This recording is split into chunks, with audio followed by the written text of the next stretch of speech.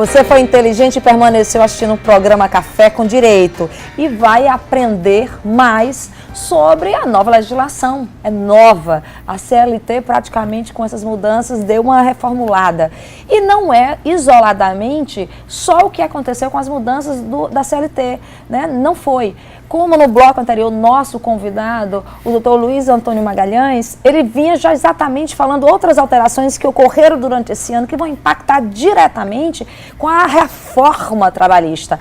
E aí, agora sim, com o tempo maior, a gente vai poder esmiuçar como é que todas essas mudanças realmente vai afetar essa relação de trabalho, vai deixar ela mais tão frágil, né? E aí até que ponto isso no todo, a economia, o crescimento, né? E até a questão social não vai ser afetada. Eu acredito que vai, e vai para pior. A reforma trabalhista foi vendida como um meio de se criar mais empregos e de se criar segurança jurídica nas relações, né? Não vai conseguir nenhum dos dois intentos. Primeiro, não vai aumentar emprego. O que vai haver é precarização de empregos. Onde trabalhava um, o empresário pode colocar 3. Né? Eu estava, antes do intervalo, citando o exemplo de uma padaria. Né?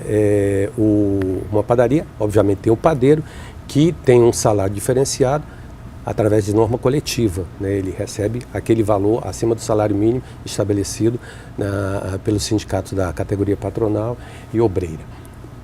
O que pode acontecer? Como a terceirização, que veio também no bojo da reforma, agora é ampla, né, e pode acontecer inclusive na atividade fim, o padeiro a padaria pode contratar por um preço menor uma empresa terceirizada para fornecer um padeiro. E então ele vai ganhar o salário que a empresa terceirizada lhe propuser, né? Isso vai, obviamente, ele não vai ganhar o salário do profissional do padeiro, porque senão o proprietário da empresa terceirizada não terá lucro. O que vai acontecer? Ele vai ter um salário diminuído. Até para porque a mesma o sindicato função, passa a ser outro aí, né? Exatamente. De prestadores de serviço. Esse é um dos problemas. Então, vai precarizar a situação. O sindicato, que uma criação para assegurar um poder maior de fogo do trabalhador, também vai sair muito lesado nessa reforma trabalhista. Já saiu. Aliás, já saiu, exato. Porque, não tem nem ilusão, mas já saiu, né? Porque o imposto sindical agora não é mais obrigatório. Para o trabalhador entender a necessidade do sindicato, vai ser preciso 1 ou 2 anos, quando ele sentir a falta do sindicato a seu lado. Existem sindicatos que são desvirtuados e tudo, existe, como tudo, mas não se pode acabar com a proteção do trabalhador quando o sindicato patronal continua, né? Então o trabalhador não vai pagar mais o sindicato se não quiser, mas em compensação o sindicato vai perder o poder de fogo de poder lutar de igual para igual com o empresariado para conseguir um salário melhor para o... Exatamente, numa legislação que faz o seguinte, né? O pactuado vai ter uma força, né, maior do que está legislado. Olha, né, que contrassenso, ou não, né? Porque até onde esse poder e até onde, quando ele fala do pactuado, né, quais são os limites desse pactuado e a questão do que está legislado? Você tem o quê? Esse legislado seria até infraconstitucional? Quais são esses limites desse pactuado? Obviamente, vai até o limite infraconstitucional. Você não pode, os direitos trabalhistas continuam inseridos no artigo 67 da Constituição e têm que ser respeitados, mas podem ser mitigados, né? Por exemplo, no artigo da nova lei que fala sobre as convenções, as normas coletivas, ela diz expressamente que um ambiente insalubre não vai mais ser necessário que uma empresa ateste que a insalubridade é em grau mínimo, médio ou máximo. E isso vai ser pactuado, por incrível que pareça, em norma coletiva. você trabalha com amianto que lhe dá câncer e tudo, por exemplo, que teria o trabalhador direito ao adicional de salubridade pelo grau máximo, mas se o sindicato de ambas as partes entenderem de criar uma norma coletiva dizendo que a insalubridade é no grau mínimo, vai valer aquela norma em total prejuízo para o trabalhador, né? A saúde vai ser desrespeitada, vai ser um bem que agora você vai poder transigir, né? Isso não é correto, não me parece correto. E onde é que fica, até diante desse exemplo, uma audiência em que o trabalhador já afetado, né, por um ambiente desse insalubre vai requerer, né, uma perícia e requerer realmente que seja devido ao grau máximo? Pois é.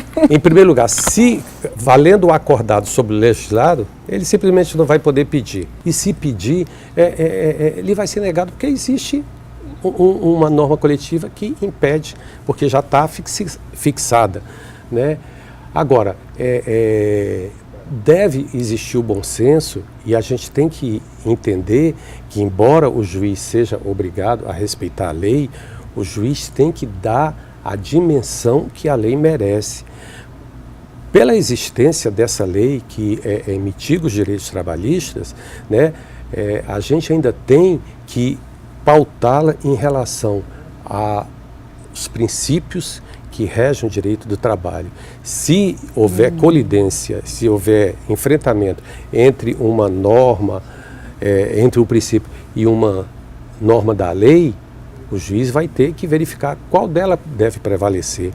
Também o juiz vai ter que apreciar se aquela lei nova, aquele dispositivo da lei nova, é constitucional ou não, né? Então, a insegurança jurídica vai ser enorme, porque tudo vai ser testado durante esses primeiros momentos da nova lei, né? Então, vamos ver o que vai acontecer.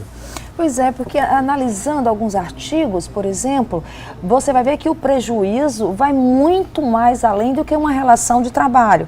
Quando, por exemplo, né, e aí eu gostaria que o senhor deixasse claro, o conceito de salário, de remuneração, para fins de incidência das verbas trabalhistas, que vão continuar sendo garantidas, né, ela ficou daquela história prejudicada. Sim. Sim, por exemplo, nos dias atuais, você ganha o seu salário, você tem direito à sua gorjeta que integra a sua remuneração. Se porventura você trabalhou bem, o empregador pode lhe dar um bônus, um prêmio, porque você atingiu determinada meta. E todos esses valores integram o salário no dia de hoje. Integrando o salário, ele sofre incidência da contribuição previdenciária. O governo e o INSS arrecadam mais. A partir de 11 de novembro, está lá na lei, prêmios diárias acima de 50% do salário não vão mais constituir verba salarial. Então, essas verbas não vão ser incluídas, se incorporar em férias, em FGTS. Exatamente. E, além de ser prejudicial para o trabalhador, porque não vai ter o respingo dessas verbas no 13º, nas férias, no FGTS, sofre também a previdência. O trabalhador, quando for se aposentar, ele está com a contribuição de um salário muito abaixo da realidade dele. É verdade. Né? Então, assim, daqui a 20 anos, 30 anos, quiçá, né, 30 anos, ele vai se aposentar, ele acaba, porque ele acaba tendo uma média real de remuneração muito aquém da contribuição previdenciária. Então, no momento que ele vai se aposentar, sua contribuição foi muito abaixo do teto, ou do que ele deveria ter contribuído para ter uma aposentadoria maior. E no momento em que, para ver como não tem lógica essa reforma no momento atual e como foi assodada, o governo fala muito em que a Previdência precisa ser reformada porque é deficitária e tudo. E essa reforma vai aprofundar o déficit da Previdência, porque essas parcelas que sofriam incidência da contribuição previdenciária não vão mais sofrer. Então o governo vai arrecadar menos também. Né? Olha bem, a gente analisando, temos outros 2 pontos aí, de pincelar, porque foram coisas.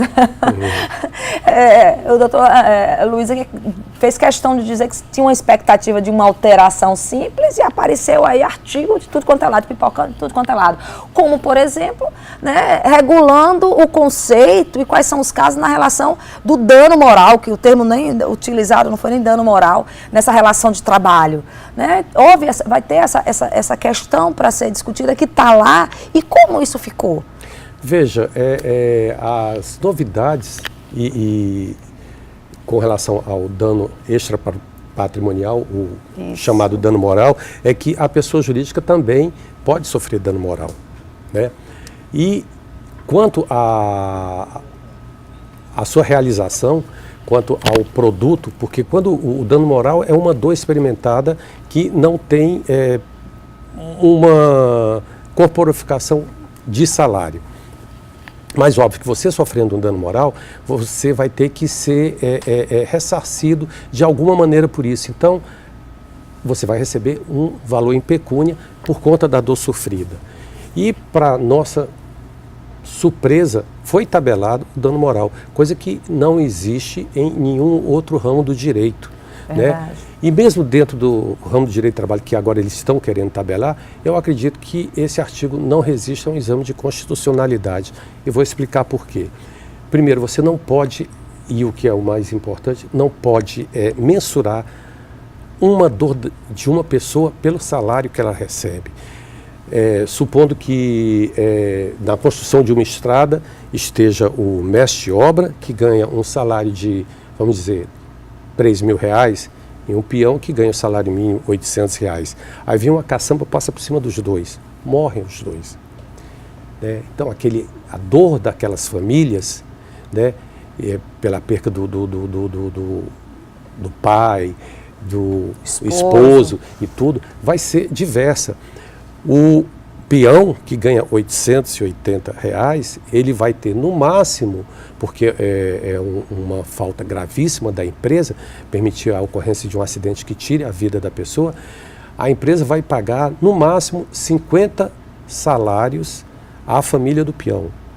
Salários recebidos pelo peão, vamos dar 800 e 900, dizer, 9 vezes 5, 45, vai receber R$45.000. O mestre de obras que ganhava R$3.000, vai receber R$150.000.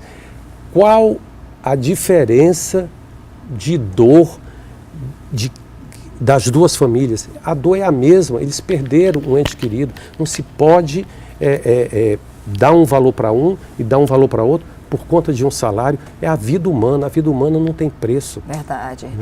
Olha bem, né? Fiquem atentos, trabalhadores, conheçam mais, vão ler a fundo essas mudanças e aquela história, os nossos juristas se aprofundem exatamente para verificar em que ponto a gente pode ainda diante do legislador que já colocou, que já está em vigência, vai fazer ela entrar em vigência, o que é que nós, né, como mundo jurídico, pode rever essa situação. E eu só tenho que agradecer aqui ao doutor Luiz Antônio por essa participação, por esse esclarecimento, e dizer assim que vocês têm um grande trabalho à frente a partir de novembro e que Deus, né, oriente a consciência de vocês e o trabalho técnico nesse momento. E muito obrigada. Agradeço. E nós do Café com Direito ficamos por aqui, aguardamos você na próxima semana com mais informação jurídica para você.